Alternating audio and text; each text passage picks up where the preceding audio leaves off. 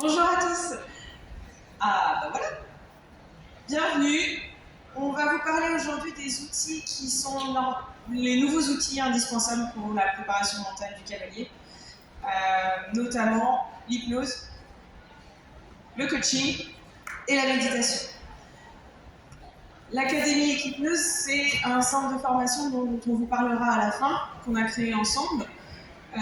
Et aujourd'hui, on va vraiment vous présenter chaque détail qui sont là pour accompagner le cavalier dans la gestion de ses émotions et l'amélioration de ses performances sportives. Donc pour commencer, je me présente. Je suis la directrice de l'Académie Equipnose, donc Julia Pardon. Et je suis vraiment contente d'en parler avec vous aujourd'hui parce que l'idée c'est quand même de développer le mental du cavalier pour améliorer vos performances et puis surtout vous faire plaisir. Alors on va retrouver simplement déjà ça, agréable.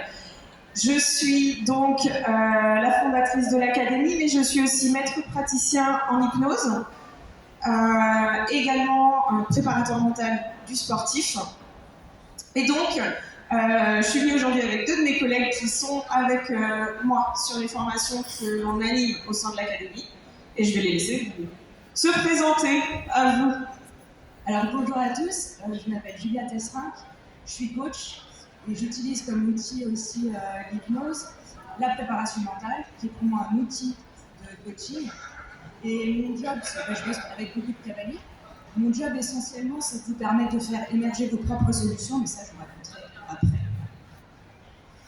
Et bonjour, moi je suis Frédéric Mercier, alors j'ai plein de métiers différents.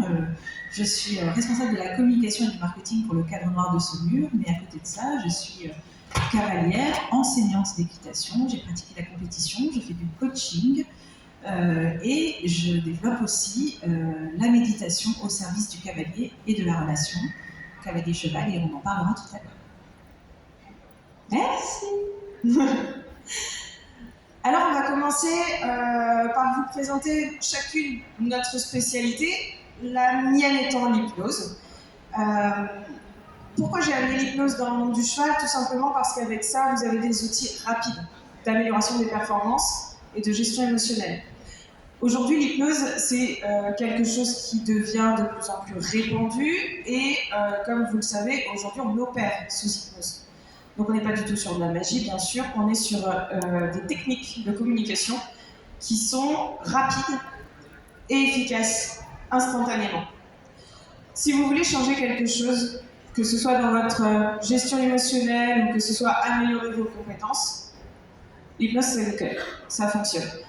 Si vous avez envie de changer quelque chose de manière rapide, ça fonctionne tout de suite. Selon les personnes, on peut être amené à faire peut-être 1 à 3 séances maximum par problématique. Donc ça va très très vite. Et l'avantage de l'hypnose, c'est que vous pouvez aussi le faire de manière éveillée, sportive, active, que ce soit en piste, où on vous fait descendre de cheval, on vous met sous hypnose, on règle votre problème et vous remontez à cheval. Ça, c'est quelque chose qu'on a créé ensemble, parce que donc, la thérapie d'1 heure en hypnose, c'est très bien. Mais quand vous n'avez pas le temps et que vous êtes en concours et que vous avez besoin tout de suite de gérer votre émotion parce que vous avez une boule au ventre, un stress, une peur, on peut aussi le faire grâce aux outils rapides de l'hypnose. Ces outils-là, on les a récupérés parce que je suis aussi hypnotiseur de spectacle.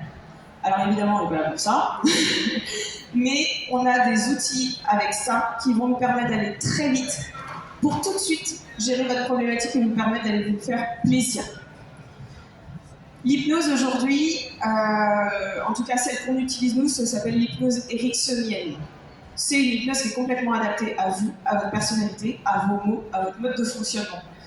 Et c'est ça qui est très fort avec l'hypnose ericksonienne, c'est que si vous avez un thérapeute qui est formé à cette hypnose-là, c'est ok et ça va fonctionner très vite. L'idée là, c'est de vous donner vos solutions. Et c'est le seul but. Par exemple, vous êtes tombé, vous avez eu peur, on connaît tous des cavaliers qui ont eu peur d'un bidet ou qui sont tombés sur un luxaire et qui derrière ne veulent pas le ressauter, tout simplement, hein, qui sont tétanisés. Vous savez ce comportement du cerveau complètement hors contrôle, où vous nous dites tous sais pas pourquoi, mais je tire, je sais pas pourquoi, mais je respire plus, je suis bloqué. Ça, c'est en fait un cerveau qui essaye de vous protéger. Pourquoi? Parce qu'à un moment donné, il a eu peur pour vous, il a eu peur parce que vous êtes tombé, ou peut-être autre chose. Ce qui est génial avec l'hypnose, c'est qu'en fait, si on a la cause, on va la traiter. Mais si on n'a pas, c'est top aussi. C'est-à-dire que votre cerveau, ce qu'il veut, c'est une solution. Donc si on sait quel est le problème que vous avez eu un jour, ok, on va s'en occuper, avec plaisir. Mais si on ne le sait pas, ça marche pareil. Et c'est ça qui est super intéressant, c'est que votre cerveau, il est là pour vous protéger, il ne va pas forcément vous dire quel est l'événement qui à un moment a changé chez lui et qui vous crée des comportements que vous ne pouvez pas gérer. Il va simplement aller vers la solution. Ce qu'il veut, c'est votre bien-être. Dès qu'on va lui proposer quelque chose de plus agréable, il va le prendre. Ça, c'est automatique. D'où la force de l'hypnose. Pour le cavalier, on a aussi le miroir avec notre cheval. Alors, il y a un truc que je dis toujours à mes patients, quand je les rencontre la première fois, c'est de me décrire leurs chevaux. Plus ils me parlent de leurs chevaux, plus ils se rendent compte qu'ils me parlent d'eux. Mais on est toujours meilleur pour décrire son cheval que soi-même, parce que les autres. Hein. Et c'est ça, en fait, la puissance que vous allez avoir avec l'hypnose. C'est quand vous me dites mon cheval, il est tendu quand il arrive en piste. Ouais. Faites une séance d'hypnose et vous verrez après. J'ai l'image d'une cavalière que je suis hier matin qui arrive sur son paddock et qui, pendant 5 minutes, regarde un peu à droite, à gauche, dans tous les sens. Et je lui dis, mais qu'est-ce que tu fais, en fait, là, maintenant? Elle me dit, bah, d'habitude, il a peur. Et là, je cherche. Mais il n'a pas peur. Et je lui dis, mais comment tu te sens? Bah, bien. Bah, alors profite. Parce qu'en effet, si vous changez vous allez permettre à votre cheval aussi de prendre plaisir à votre changement. Et c'est ça qui est... Enfin, c'est ce qu'on cherche tous finalement, le bien-être de notre cheval. Aujourd'hui, on est extrêmement fort pour toute la partie thérapie des chevaux, balnéothérapie, soins, etc. Je suis ancienne groom internationale, donc je les connais bien, toutes ces méthodes, mais j'ai aussi constaté que le cavalier, par contre, ne les a pas. Mais vous méritez tout autant. Vous êtes tout autant sportif que vos chevaux. Et donc, il y a plein de méthodes qui sont là pour justement vous aider à gérer ce mental et permettre aussi à vos chevaux de se détendre. Parce qu'ils sont quand même là pour prendre plaisir avec vous, eux aussi. Donc, en hypnose et avec l'académie, on suit des cavaliers, que ce soit un cavalier qui veut aller en balade, qui n'y arrive plus parce qu'il a eu peur, mais on va jusqu'à... Enfin, moi, j'ai des cavaliers qui font de la 150, de la 160. Pourquoi? Parce que ce qui est génial en plus avec l'hypnose, c'est qu'on peut gérer une émotion, mais on peut gérer aussi un événement technique, physique. Ce que vous pouvez voir par exemple avec l'hypnose de spectacle, c'est que moi je peux vous faire la planche et vous mettre debout sur un copain qui est en train de faire la planche. Il y a une tonicité qu'on va mettre dans le muscle. Et ça, on peut aussi le retrouver sur votre piste, quand vous êtes à cheval par exemple. Donc on peut tout gérer, que ce soit des détails physiques ou des détails mentaux. Finalement, le physique est relié à votre mental. Donc l'hypnose, ça fonctionne super bien. Et en plus, c'est agréable. Vous n'avez rien à faire qu'à écouter ce qu'on raconte. Je vais vous demander quand même d'en avoir envie, parce que si vous ne voulez pas, évidemment, on ne va pas vous forcer. Il faut quand même avoir envie de créer un changement chez vous. Mais c'est un moment agréable, confortable, et un moment où finalement, le plaisir d'aller trouver cette solution, vous êtes déjà en train de le vivre dans votre séance.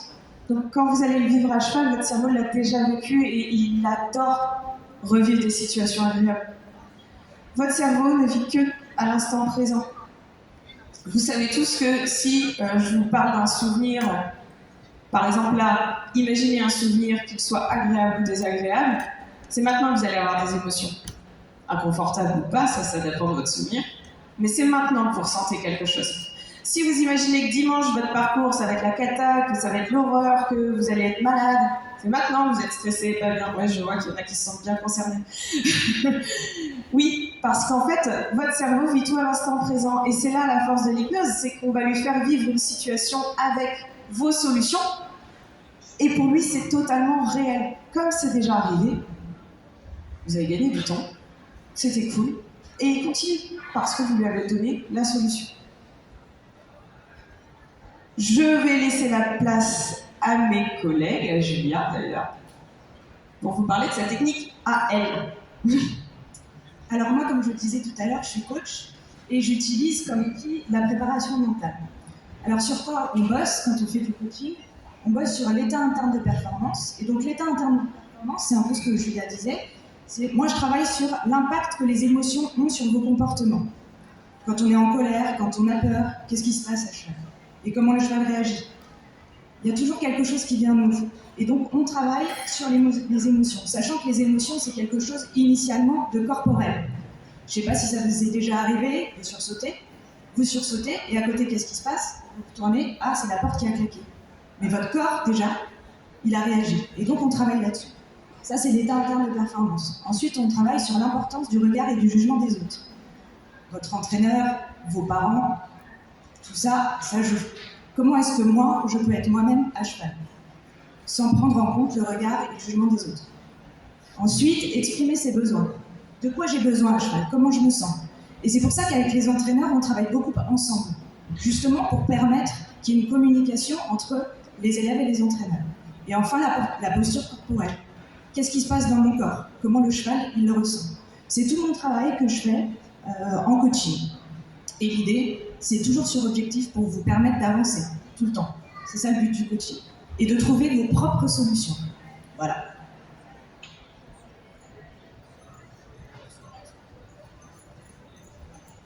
Voilà. Julia a été rapide et très efficace. Donc, effectivement, moi, je vais aujourd'hui vous parler de méditation. Tout simplement, alors je vais vous raconter une histoire. Cette histoire, c'est la mienne. Et si je vous raconte cette histoire, c'est pas pour vous raconter ma vie, parce que finalement, vous en fichez un peu, certainement, sans doute. Mais simplement parce que c'est tout un cheminement qui m'a amené à la pratique de la méditation et qui m'a surtout amené à prendre conscience que cet outil était absolument formidable dans ma vie de tous les jours, dans ma pratique professionnelle, dans ma vie personnelle, et surtout, et c'est ce qui vous intéresse aujourd'hui ici maintenant, dans votre rapport aux chevaux. Moi, toute petite, j'ai compris que, Julien vous en a parlé tout à l'heure, l'humain est un être qui est submergé par ses émotions en permanence. L'humain est un être émotionnel. Et j'ai compris, moi, très vite, toute petite, que mes émotions, elles étaient décuplées. Alors, on appelle ça, c'est très moderne, on en parle, c'est des étiquettes, tout ce que vous voulez. Hypersensibilité, effectivement. Moi, toute petite, quand j'étais contente, vous savez encore aujourd'hui, hein, j'étais pas contente, j'étais très contente. Quand j'étais triste, j'étais pas triste, j'étais très triste. Quand j'étais énervée, j'étais pas énervée, j'étais très énervée. Je vois des sourires aussi, et je vois que ça parle à beaucoup d'entre vous. Et effectivement, cette façon d'être envahi parfois par nos émotions peut être soit une vraie force, soit ça peut devenir très pénalisant, parce que dans notre rapport à nous-mêmes ou dans notre rapport aux autres, eh ben, ça peut devenir bloquant, empêchant, et ça peut devenir parfois un vrai enfer pour certains. Et quand j'ai compris ça, je pense qu'instinctivement, tout de suite, petite, j'ai essayé de mettre en place, alors totalement inconsciemment à l'époque, une façon de pouvoir me préserver, je ne dis pas me protéger, mais me préserver de toutes ces émotions qui parfois étaient très envahissantes et qui pouvaient me pourrir la vie. Et moi, je pense que j'avais fait le choix de faire que ça ne me pourrisse pas la vie. Très vite, j'ai commencé à monter à cheval et j'ai compris aussi que le rapport à l'autre était quelque chose qui nous apprenait énormément sur nous-mêmes. Et pour ça, le cheval est un animal médiateur. Il nous renvoie énormément sur nous-mêmes. Vous le savez, vous êtes sans doute cavalier depuis très longtemps. Et vous savez à quel point c'est un vrai professeur, c'est un vrai guide pour nous. Parce que pour que ça marche dans notre relation avec lui, eh ben, il faut rentrer dans cette relation, il faut être là avec lui. Et il faut faire un petit bout de travail chacun. Alors lui, le cheval, il n'a rien demandé, il va vouloir ou pas. Mais en tout cas, nous, il faut faire ce petit bout de chemin, ce petit bout de travail pour rentrer dans cette histoire de relation. Et puis je me suis aperçue aussi au cours de mon parcours que dans ma relation aux chevaux, souvent je pouvais être confrontée, alors j'étais cavalière, j'ai pratiqué la compétition, j'ai été monitrice d'équitation, et puis j'étais confrontée à tout type de chevaux, des gentils, des moins faciles, des compliqués, des chevaux très chauds parfois, des fois un peu froids. Mais bizarrement, j'avais toujours une relation assez posée avec eux. Et quand j'ai été coach, que j'entraînais des gens, j'avais toujours des cavaliers qui me disaient oui, mais mon cheval, il m'écoute pas, ou mon cheval, ça marche pas, ou mon cheval est compliqué. Voilà, mon cheval est compliqué, ça on l'entend très très souvent. Et souvent, la clé, elle est souvent dans la relation qu'on va établir. La clé, elle est de comprendre que le cheval, lui, il est dans l'instant présent. Il est ici et maintenant, tout le temps. Le cheval, le passé, il est passé. Demain, c'est demain et ça n'existe même pas. Le cheval, il vit ici, maintenant, l'instant présent. Julia vous en a parlé tout à l'heure de cet instant présent et c'est essentiel. Or, nous, humains, on est submergés par nos charges émotionnelles. Alors en gros, j'ai des factures à payer, qu'est-ce que je vais faire à manger ce soir, ou hier ma séance s'est mal passée, ou mon cheval était planté à l'obstacle, ou peu importe, tout un tas de choses qui viennent nous encombrer émotionnellement, nous charger. Et on porte un sac à dos en permanence avec nous. Et au moment où on va rentrer dans la relation avec notre cheval, quelle qu'elle soit, hein, rentrer dans son box, ou rentrer en piste pour aller sauter un parcours à 150, et ben si on vient charger avec notre sac à dos émotionnel, plutôt souvent chargé négativement, hein, il faut le dire, et ben ça marche pas en fait. Parce que nous, à la différence du cheval, on n'est pas ici et maintenant, on n'est pas dans l'instant présent en fait. On est en train de se dire à penser à autre chose, on est en train de penser à hier, on est en train de dire que ce matin on s'est disputé avec notre conjoint ou notre conjointe, tout un tas de choses comme ça qui vont venir nous bloquer dans notre relation parce que notre état émotionnel n'est pas disponible à la relation. Et le cheval, il le perçoit ça. Vous le savez, hein, vous êtes cavalier depuis très très longtemps et le jour où vous venez et que vous êtes bien, bizarrement ça se passe bien. Alors je vous parle de tout type de discipline, vous pouvez faire juste rentrer dans un box ou avoir des intentions de loisirs ou aller pratiquer la compétition et jusqu'à haut niveau. Hein. Il n'empêche que c'est dès lors que vous êtes déchargé émotionnellement par vos peurs, vos blocages, vos pensées, vos émotions, que vous allez être disponible pour rentrer dans la relation. Alors, à côté de ça, attention, hein, la technique, ça n'enlève pas l'aspect technique, bien au contraire. Mais c'est cette dimension qui va devenir beaucoup plus psychologique, qui va permettre de transcender notre technique finalement.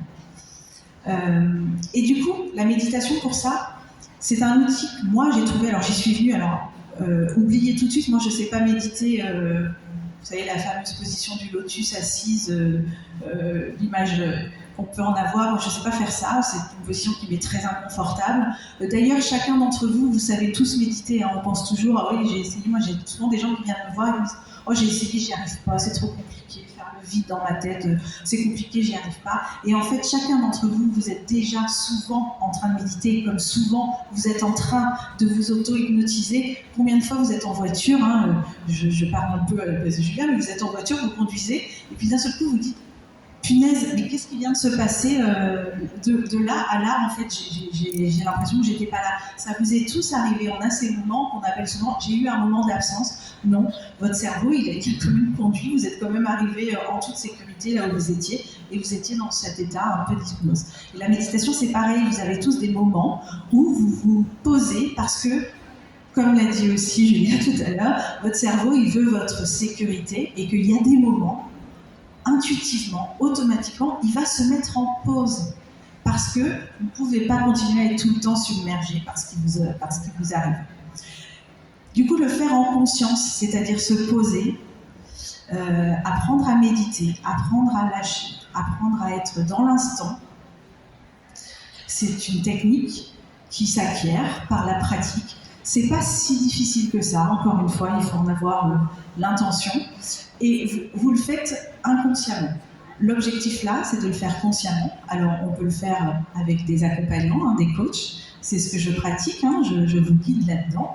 Et l'idée, c'est d'aller chercher la sérénité, l'apaisement, le relâchement. Ça, c'est la première étape de la méditation. Ça peut durer 3 minutes, ça peut durer 5 minutes, ça peut durer 20 minutes. Moi, les premières fois, les gens viennent me dire « Bon, j'ai essayé, j'y arrive pas ». Et finalement, on fait une première séance et on a fait 30 minutes de méditation. Et le temps, ils ne l'ont pas vu passer. Alors, on va y chercher le calme, la sécurité, la sérénité. Mais on peut aussi aller chercher plus loin. On peut aller débloquer des peurs, débloquer des vrais blocages, des traumatismes, parce qu'en allant à l'intérieur de soi, on va pouvoir faire émerger certains blocages qui sont là depuis parfois très très longtemps. Je vais vous donner un exemple. Il n'y a pas très longtemps, j'ai fait une séance avec une dame qui a à peu près 70 ans, qui est une dame hyper émotionnelle, envahie tout le temps par ses émotions et qui a pendant une bonne partie de sa vie eu du mal à gérer tout ça. Et puis on a fait une séance sur le blocage émotionnel. Moi à la base, quand on commence cette séance, on n'identifie pas du tout le problème. C'est-à-dire que je lui demande pas quel est le blocage qui t'empêche d'avancer, quelle est ta peur, quelles sont tes émotions négatives. Je lui propose juste d'aller faire ce travail intérieur parce que finalement, en méditation, c'est vous qui travaillez. L'accompagnant est juste là pour vous guider, mais c'est vous qui travaillez parce que vous allez rentrer à l'intérieur de vous, aller travailler avec votre inconscient. Et on a fait cette séquence qui a duré à peu près 30 minutes, et je lui ai proposé d'aller à l'intérieur d'elle-même, réfléchir à ses blocages. Et quand elle est sortie de la séquence, elle était en pleurs, mais des très belles larmes. Elle a mis du temps à revenir et elle me dit « Je viens de faire le deuil de ma mère qui est morte il y a 35 ans. » Et là, moi j'ai dit « Waouh !» Parce que jamais, quand on a commencé cette séance, je me suis dit on va aller travailler sur le deuil, sur la mort de ta mère qui est morte il y a 35 ans. Je ne connaissais pas cette dame en fait. Je ne connais pas son histoire. C'est elle qui a fait ce travail. Et c'est certainement quelque chose qui, pendant 35 ans de sa vie, l'a empêché d'avancer inconsciemment. Et c'était une vraie libération émotionnelle. Donc on a des peurs, des blocages, des émotions enfouies à l'intérieur de nous, dont il faut se décharger. Et c'est très important dans notre relation à nous-mêmes et aux autres. Et en ce qui nous concerne ici, notre relation aux autres, c'est notre relation avec les chevaux qui, eux, encore une fois, ne savent vivre que dans l'instant présent, déchargés de leur charge émotionnelle. Voilà. Merci.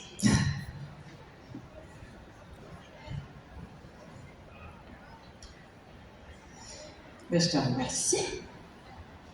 Alors, Frédéric, elle vous a parlé de la méditation. Julia, elle vous a parlé du coaching et de la préparation mentale. La préparation mentale, c'est vraiment un outil dont on entend parler vraiment aujourd'hui, de plus en plus. C'est assez large comme mot. Il n'y a pas une définition exacte. Il y a plusieurs manières de l'aborder. Évidemment, on a des exercices qui sont très précis, et des mots techniques comme la routine, la visualisation. Ça, ce sont des choses évidemment indispensables quand on parle de préparation mentale, mais en fait, c'est beaucoup plus large que ça. Pour vous parler de l'académie Equipnose, en fait, quand j'ai commencé à faire de l'hypnose pour les cavaliers, c'était suite à une reconversion parce qu'en étant groom international, à un moment, voilà, on avait une vie qui est quand même à 100 à l'heure, qui est passionnante. Je cherche un peu à se reconvertir et à se poser un peu. J'ai deux situations qui m'avaient frappée en tant que groom. La première, c'est qu'on avait, avec une des cavalières pro que j'avais, un cheval qui était en convalescence et on devait le remettre sur les tours. On s'est dit, bon, on va lui faire une prépa 115 avec, juste pour voir un peu comment il bouge, avant de le remettre sur des grosses épreuves. Qui dit préparation, prépa 115, dit épreuve avec des amateurs. Ce que j'avais un peu oublié, parce que j'étais cavalière amateur comme beaucoup d'entre vous ici. Mais en tant que groom, je m'en rendais un peu moins compte. J'étais vraiment dans le côté pro, sur des carrières pro, je voyais des gros obstacles, monter des chevaux de qualité, etc.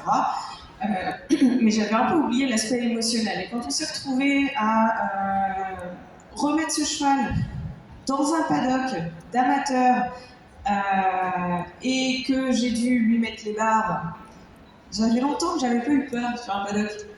et que j'avais pas eu peur de me prendre le cheval de quelqu'un qui savait pas le gérer et qui était en train de se laisser emmener dans sa barre, et je me disais ouh, mais est-ce que je vais réussir à sortir d'ici sans mourir? Et puis je voyais des tas d'amateurs qui en fait avaient passé une semaine malades depuis qu'ils savaient qu'ils étaient engagés,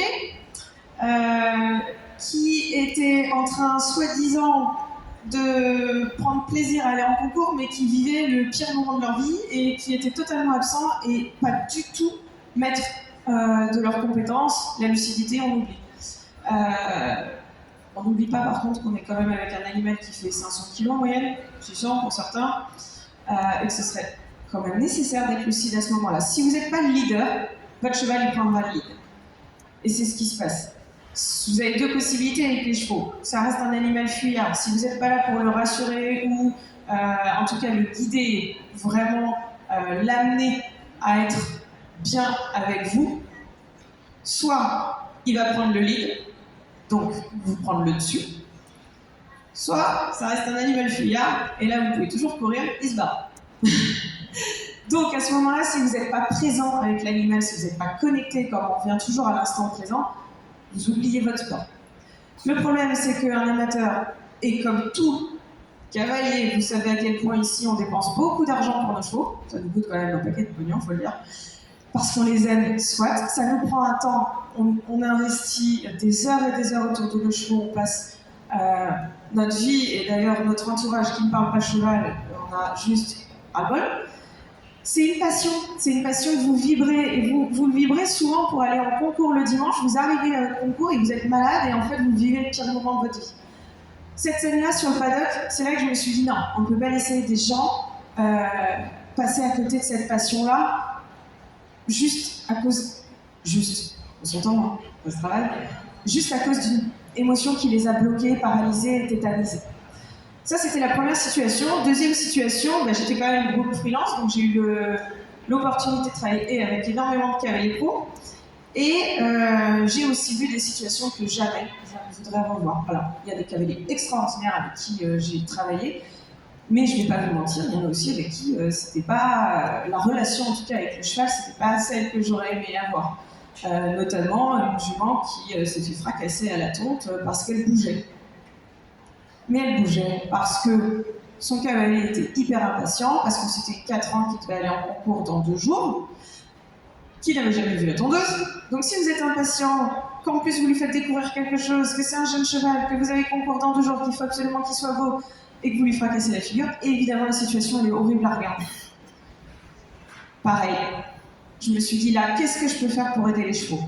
Parce qu'en fait ça vient juste de là, ça reste toujours le comment on peut faire pour que le cheval soit bien. Alors au début je me suis dit je vais hypnotiser les chevaux. Comme ça il est calme, il bouge pas et on tape pas. Bon, non. On le sait, 90% du problème, ça vient du cavalier. Donc en fait, si on s'occupe du cavalier, de son mental, forcément, ça se passera bien avec votre cheval. On accepte évidemment les 10%, n'oublie pas ça, parce que j'ai énormément de gens qui me disent c'est toujours ma faute, c'est toujours ma faute. Vous avez aussi le droit d'avoir un animal qui a un mental et des peurs et des réactions. Mais ça, c'est 10%, hein. Le reste, je ne donne pas le droit. Si vous travaillez sur vous, si vous détendez, c'est toujours pareil, faites un effet miroir, le cheval il va être bien, il va bien vivre, ça va être très agréable. Donc là, je me suis dit, ok, je vais faire l'hypnose, et puis, je vous raconte pas le schéma, sinon on en a pour 15 ans. La première fois que j'ai fait une séance d'hypnose à une cavalière, ça m'avait marqué, parce que c'est une cavalière d'ailleurs de la région. Elle me dit voilà, ça fait 2 ans que je ne monte plus ma jument parce que je suis tombée à l'obstacle, j'ai eu multiples fractures du visage et je suis tétanisée, je ne veux pas sauter, j'ai trop peur. Elle a 3 chevaux, les autres allaient y aller, mais avec celle-là, il y avait une association dans le cerveau. On parlait tout à l'heure de la chute, c'est des chocs émotionnels qu'on peut appeler post-traumatique si vraiment vous allez voir un psy qui fait un diagnostic. Mais en tout cas, cette cavalière-là, elle aimait sa jument. Sauf qu'elle était incapable de les monter. Moi, je travaille en visio. C'est assez rare que je vois en réel, tout simplement parce qu'en étant ancienne groom, le réseau est partout. Et en visio, bah, ça marche pareil. Je fais une séance. 2 jours après, elle m'envoie des vidéos d'elle en train de sauter avec sa jument. Voilà, j'ai pleuré. Hein. Enfin, faut le dire, hein. J'ai pleuré de joie, j'ai pleuré avec elle. Et c'était... Pourquoi ? Parce que vous me dites, ça fait 2 ans qu'elle est passée à côté de ça. Parce qu'en fait, elle avait juste besoin d'une séance, elle, en tout cas pour elle. Et bah, c'est beau. Donc quand on partage ça avec tous les patients qu'on voit aujourd'hui épanouis, bah, voilà, ça fait du bien. Le problème, c'est que quand ça marche, ils le disent, on vous rappelle, et au bout d'un moment, vous êtes débordé. Donc aujourd'hui, j'ai 700 patients, donc je ne peux plus me permettre de prendre de nouveaux patients. Et avec des 3 mois d'attente à chaque fois, je me suis dit, non, il y a d'autres gens qui ont besoin, mais je ne peux pas, comment je fais Très difficile de trouver quelqu'un qui ait le langage EPS parce que vous savez à quel point votre technique, elle est comme tout sport et comme toute spécialisation, avec des mots qui sont très ciblés. Et comme je vous disais, l'hypnose érectionnelle, c'est vraiment reprendre vos mots. Donc quand vous allez voir un thérapeute général, que vous lui expliquez, j'ai fait une Georgette, j'ai fait un taxi, et puis il y a des foulées, et puis comment ça marche en CSI, vous pouvez passer 1 heure à lui expliquer la définition de votre truc, mais vous n'allez pas faire une séance. Donc c'est vraiment très technique, et c'est là que je me suis dit, bon, je trouve personne pour prendre ces nouveaux patients, et du coup je vais les former. Donc l'académie Hypnose, elle est née comme ça, parce que j'avais juste besoin d'un coup de main et de trouver de l'aide, tout simplement. Et finalement, on avait commencé avec une première formation, la coach en hypnose, j'ai appelé ça comme ça. Pourquoi ? Parce que cette formation, dans mon sens, avait un but unique, c'était de permettre, par exemple, aux moniteurs d'équitation d'avoir des outils rapides pour gérer les émotions de leurs élèves. Voilà, un moniteur qui se retrouve coincé avec un élève qui lui dit moi je ne veux pas sauter plus de 110, je suis tétanisée, je suis bloquée, je peux pas, ça peut durer longtemps, hein. Il y en a, ça fait 10 ans que ça dure. Alors qu'en réalité, 1-2 séances, et c'était terminé.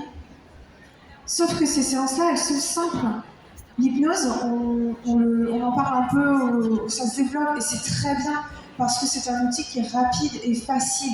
Alors évidemment, si on va parler de quelque chose de plus violent chez la personne, on va aller chercher plus loin, mais il y a des manières, des techniques qui sont extrêmement simples, que je répétais beaucoup dans toutes mes séances, et je me suis dit, mais celles-là, en fait, si on les donne aux gens qui sont confrontés à tous ces cavaliers, qu'ils soient finalement moniteurs ou physio qui a envie d'avoir un outil en plus, ou comme les filles, coach, préparateur mental, bref, c'est un outil qu'on peut aussi donner aux entraîneurs pour qu'ils puissent accélérer sur l'optimisation des compétences de leur cavalier. Du coup, cette formation, elle a été vraiment ciblée pour le milieu du cheval, avec les outils rapides. Cette formation, elle dure 5 jours. Cette année, elle sera à l'ENE, à Saumur, et elle sera à Mâcon. Il y a 2 sessions, si vous voulez voir les dates, vous à notre stand, bref, tout ça. C'est une formation qui dure 5 jours et qui est diplômante à la fin. C'est une formation qui est lourde, c'est-à-dire que vous allez être fatigué si vous la faites. Je vous le dis tout de suite. Mais c'est une formation qui vous fait changer parce que vous travaillez entre vous, tous les élèves fonctionnent ensemble, il y a énormément de pratiques. Et surtout, il y a des pratiques avec des cavaliers qui sont à cheval. Et l'examen se passe comme ça. C'est-à-dire qu'à la fin de la session, vous allez savoir accompagner un cavalier de manière rapide à cheval. Et ça, c'est génial. Parce que là, vous avez le résultat tout de suite. Le cavalier, il prend plaisir à sauter son obstacle. Et vous, vous avez juste du concret pour vos yeux. Alors, à part apprécier et partager ce moment avec lui, c'est que du bonheur. Ça, c'est vraiment la formation coach en hypnose. Et puis, cette formation, elle a bien marché. Et le problème, c'est qu'ils ont aimé l'hypnose. Alors après, ils m'ont dit, moi, j'aimerais bien savoir faire l'arrêt de tabac, parce qu'on me le demande beaucoup. Ou j'aimerais bien savoir faire la perte de poids, ou la gestion des phobies. Du coup, j'ai fait une 2e formation pour eux. Donc, il y a une formation aujourd'hui de praticien en hypnose, qui est la suite de la formation coach en hypnose. C'est-à-dire que vous ne pouvez pas faire la formation de praticien si vous n'avez pas fait la coach. Il y a quand même énormément de choses à intégrer et à ingurgiter dans ces techniques-là. Et puis d'ailleurs, voilà, ça c'est des praticiens de cette année qui étaient tout contents. Ils ont eu leur diplôme. La formation praticien, derrière, elle vous permet d'avoir votre cabinet, vous êtes praticien en hypnose totalement général, vous n'êtes pas ciblé sur le cavalier, vous pourrez absolument tout faire, que ce soit de la gestion du trauma ou de la perte de poids, comme on disait tout à l'heure, etc. Et puis, ensuite, on a fait une nouvelle formation avec mes deux collègues ici présentes et d'autres intervenants qui feront partie de cette formation-là. Là, ça va être une formation de préparation mentale. Le préparateur mental, ce ne sera pas l'hypnose, hein. Ce sera vraiment une formation ciblée préparation mentale. Une formation qui va se dérouler alors, en 5 jours de présentiel, plus des moments où on aura des rendez-vous visio en live, où vous allez avoir des intervenants différents, etc. Dans cette formation-là, vous aurez les outils de la préparation mentale, comme on disait tout à l'heure, la routine, la visualisation, voilà, des choses normales, courantes, je dirais, que vous trouvez dans tous les bouquins. Mais aussi, vous aurez toute une partie sur la communication, savoir communiquer, que ce soit avec un cavalier, que ce soit avec un cheval, et là vous allez être mis aussi en piste sur une carrière avec un cheval, ressentir un peu voilà, cette communication, comment vous vous sentez, comment réagit le cheval, etc. Donc toute une partie sur la communication, mais vous aurez aussi une partie sur la nutrition, vous aurez aussi une partie sur le sport. Voilà, c'est vraiment la préparation mentale, c'est beaucoup plus large, en tout cas dans notre manière de voir les choses, que simplement des petits exercices. Le but de cette formation, c'est de vous permettre d'avoir un cavalier qui va avoir un programme au départ, que vous allez pouvoir établir en fonction de sa personnalité. Donc il y aura forcément un premier entretien où vous allez cibler un peu les besoins réels du cavalier, les plus urgents, etc. Et ensuite, vous allez pouvoir monter un programme complet, parce que qui dit préparation mentale dit je prépare, là c'est pas une séance ou deux, hein. C'est un suivi sur plusieurs mois. Et ensuite, vous aurez un examen 2 mois après, où il y aura un dossier à rendre sur 2 cavaliers que vous aurez suivis avec le programme que vous avez mis en place, etc. etc. Et c'est à ce moment-là qu'on a le diplôme. Ou pas. Pour les bons élèves.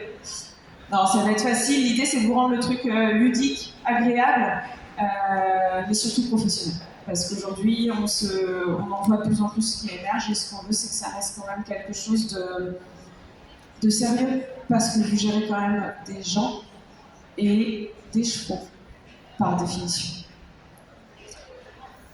Donc voilà pour l'académie.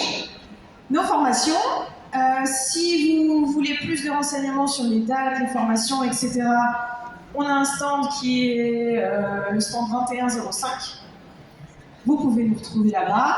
Si vous voulez tester votre réceptivité à l'hypnose, j'adore faire ça. Donc pareil, vous pouvez venir au stand et on peut faire des petits jeux d'hypnose de spectacle. Ça, c'est avec plaisir. Et puis maintenant, je vous laisse la parole. Si vous avez des questions, eh bien, on est là pour vous répondre.